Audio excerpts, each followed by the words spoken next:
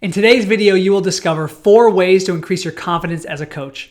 And if you stay until the end, I'm going to gift you a powerful visualization that you can do in less than 10 minutes to skyrocket your confidence so that you go get more coaching clients. So let's dive right in. Step number 1, or the first way to increase your confidence as a coach, is a coach on a specific result that you've actually achieved yourself. I'm kind of shocked at how many coaches are out there that are offering coaching for something that they've never achieved themselves. And the problem is that unconsciously or subconsciously, in their subconscious mind, they feel like a fraud. They feel, who am I to help somebody with this because I haven't done it myself? And so if you want to feel more confident, then only coach people on things that you have a level of mastery in. Now, it doesn't mean you have to be the best in the world, right? What I'm not saying is I'm not saying that you have to be the wealthiest person on the planet to be a wealth coach. I'm not saying that you need to be in a 60-year marriage to be a relationship coach. But I'm saying that you do need to have some specialized knowledge, some expertise. You need to be 1 or 2 or 3 steps ahead of your clients if you're going to feel confident in helping them. And if you're not, then go gain the skills that you need and get the results first in your own life so that you can come back and help others. Because nothing erodes your confidence more than enrolling a client, starting the coaching relationship, and then within a few weeks or months, you realize you don't have the skills to help them. The knowledge, they're not getting the value. Think of how much less confident you would feel if that was to happen. So that's step 1.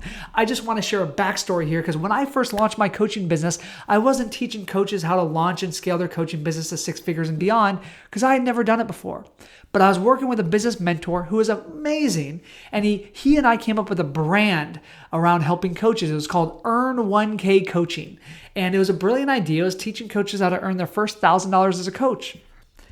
But guess what? The reason why I didn't feel confident was because I hadn't earned $1,000 yet as a coach. So who was I to teach others how to do it? And so I ended up not following his advice, and it was the best thing that I'd ever done. I started my business focused on mindset and peak performance and health coaching because that was an area at the time that I had a level of mastery and transformation in.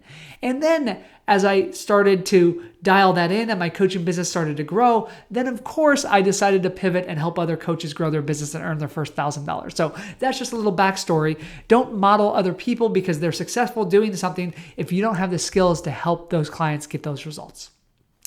What's the second way to increase your confidence as a coach? The second way is to actually, because here's the thing, if you don't have the results, yourself, then go get certified or trained so that you can help somebody get those results.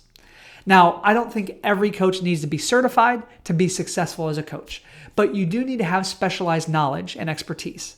And if you don't, then it makes sense for you to go look at a coaching certification so that you can build the chops and the skills that you need to facilitate transformation. Because if you don't do that, then that's a problem.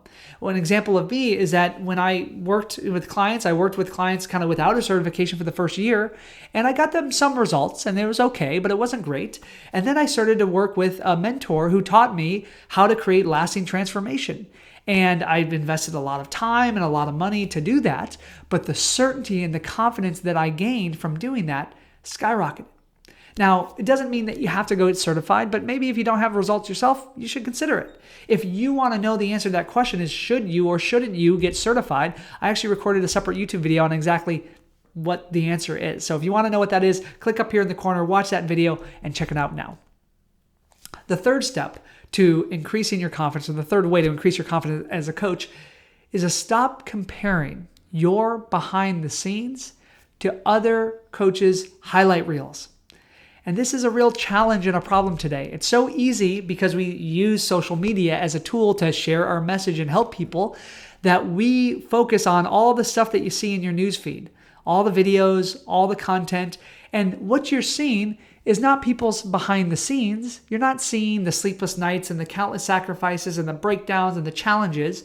You're seeing their highlight reels. And subconsciously, what we're doing is we're comparing our real life, our behind the scenes, to their manufactured rose-colored glasses image of their life, which is not real. And by doing that over and over and over again, day after day after day, of course it's going to erode your confidence.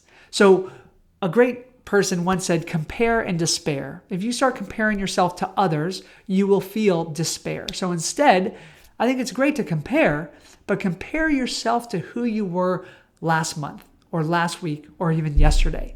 And that's what you want to measure, is your growth, without comparison and without consideration of anyone else's. Yes, it's good to check out other people's stuff, maybe for some inspiration. But if you go into that and you look at my videos, for example, or somebody else who's been doing and mastering their craft for a very long time, and you go, I am never going to get that way. Well, look at the videos that I posted 10 or 12 years ago. You would laugh and fall out of your seats because they were so bad. But I put in the effort. I put in the reps.